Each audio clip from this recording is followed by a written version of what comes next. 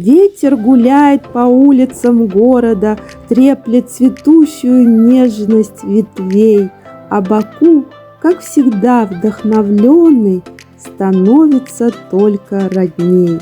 Здесь весна – это не просто время, это чувство внутри и вокруг. И даже в ветре есть что-то родное, если ты влюблен в этот город, мой друг.